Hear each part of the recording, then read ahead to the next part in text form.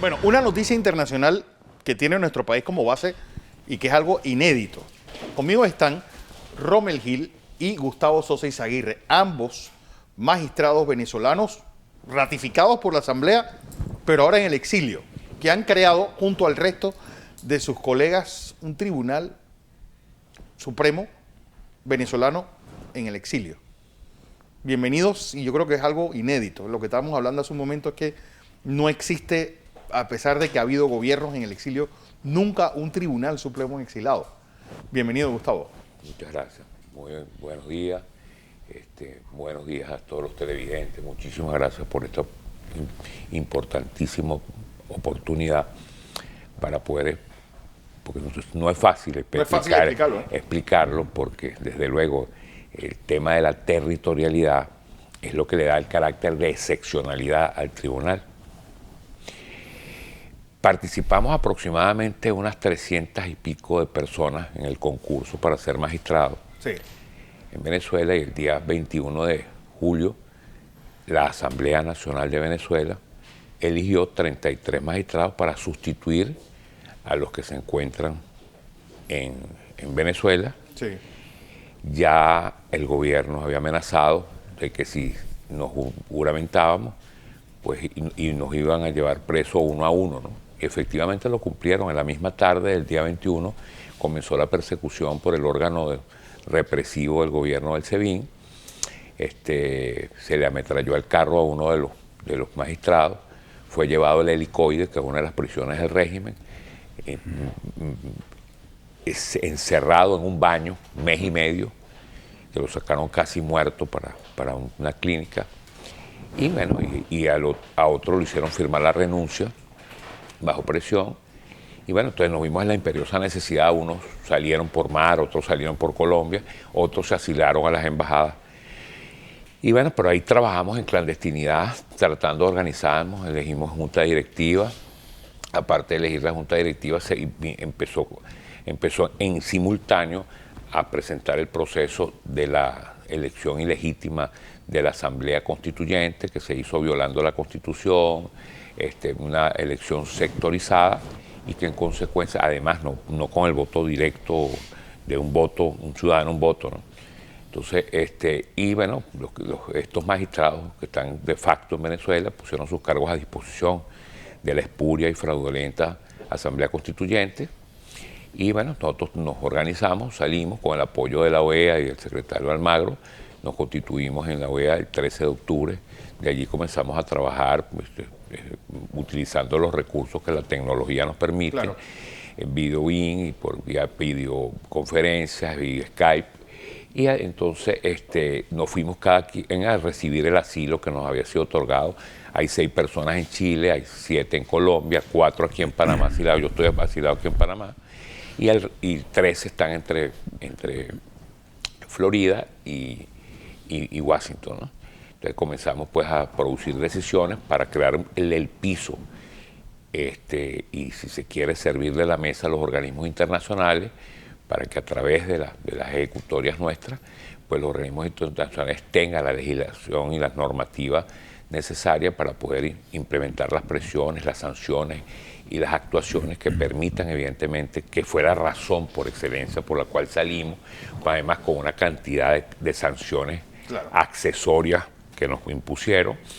Entonces, poder restituir el Estado de Derecho, la institucionalidad democrática y el imperio de la Constitución y leyes de la República en Venezuela. Pero son casos cuyo, y a mí me viene de una vez la frase de Max Weber, esa de que la violencia pues solamente la puede ejercer legítimamente el Estado dentro de su territorio.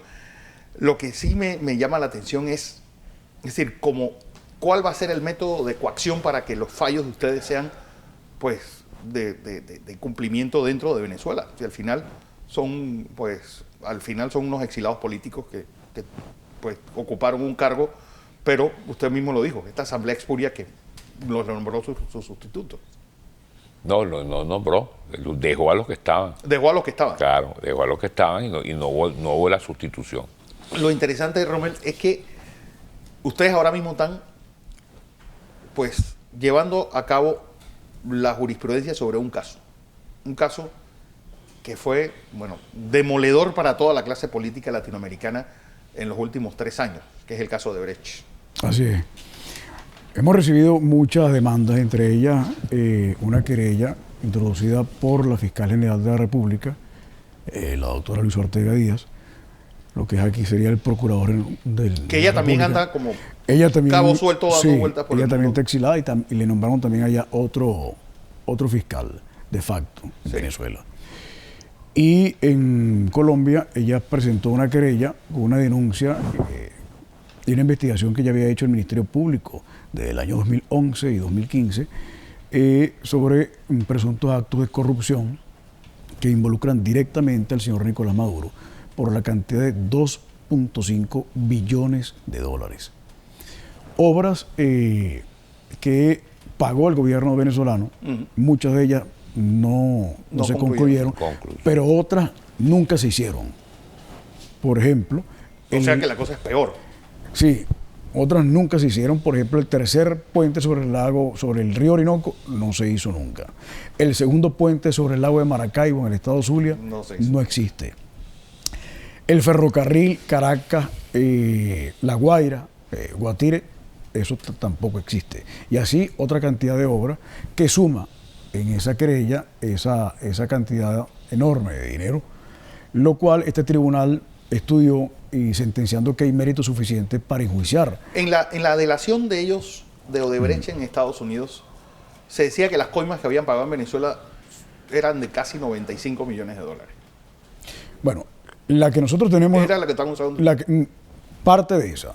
En el tribunal se recibió una declaración del para entonces presidente Odebrecht en Venezuela, Eusebio Práceres, donde él manifiesta que el señor Nicolás Maduro le solicitó 50 millones de dólares, siendo canciller de la República en ese momento. Es decir, con Chávez vivo. ¿Tal? Con Chávez vivo, para la campaña de Hugo Chávez, para aquel entonces, y él le entregó 35 millones de dólares.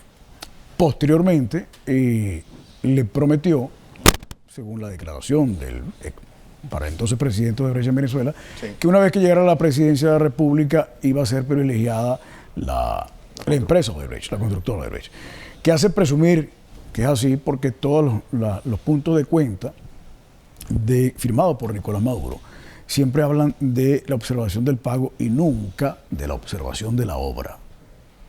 Si pagan y después... Entonces, este tribunal sentenció que hay mérito y ahora vamos a un juicio donde estudiaremos las causas para... Es decir, ustedes más que realizar un juicio van a emitir una sentencia. Porque ¿quién sería el defensor? ¿Va a ser algún otro magistrado? No, el tribunal a la hora de que no se presente el imputado, le nombra un defensor público. Okay. Ya nosotros vamos a un juicio. Ok, ¿con qué jurisprudencia? La jurisprudencia venezolana. Totalmente, a través de la Constitución y la ley, el Código Orgánico Procesal Penal venezolano. Es más, ya para este momento, el señor Nicolás Maduro debió haber entregado el cargo, debió haber renunciado a su cargo, presentarse el vicepresidente de la República ante la Asamblea Nacional y juramentarse como presidente de la República encargado hasta tanto se lleve el juicio contra el señor Nicolás Maduro. Eso hubiera sido en el mundo ideal. Va a ser. No en Venezuela. Bueno, nosotros esperamos que sea en Venezuela. Porque, es decir, siendo este no un caso de lesa humanidad ni un crimen, pues, de los que se tienen como segunda instancia o como primera instancia la Corte Penal Internacional, esto más o menos es un caso que atañe principalmente y exclusivamente a Venezuela. Bueno, un momentico, fíjate. Cuando hablamos de corrupción, ya la corrupción la hablamos también como un delito de derechos humanos. Cuando hablamos de 2.5 billones de dólares y vemos en un país donde no hay migración, sino un desplazamiento por falta de comida, un desplazamiento por sobrevivir, estamos hablando de una violación de los derechos humanos. Dicho de paso sea, la migración forzada es un delito tipificado en la Convención de Palermo. Pero fuera de, es decir, que es que crímenes deleznables que ha hecho este gobierno en Venezuela sobran, bueno, hay casi el código penal de tirando cualquier el código país. penal en la página, En la página que en la abra. página que caiga. Sí, el desplazamiento, la corrupción, bueno, todo lo que se está sabiendo sobre Lo que tiene este tribunal hasta este momento es ese caso. es un caso de corrupción y legitimación de capital, donde tenemos que estudiar los elementos y las causas que lo hacen probable si el señor Maduro es culpable o no. con la ex fiscal Ortega como ponente. Como demandante, acusadora, como querellante. querellante. como querellante. Así es. Como querellante. Pero en paralelo,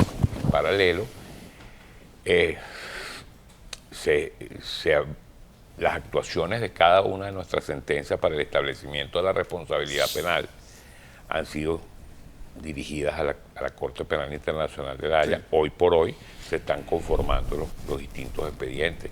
Okay. Sabemos qué es lo que está sucediendo en Venezuela. Claro. Se presume intencionalidad en el tema de la hambruna, se presume intencionalidad en el tema de la seguridad social, de la salud, de la escasez de medicina.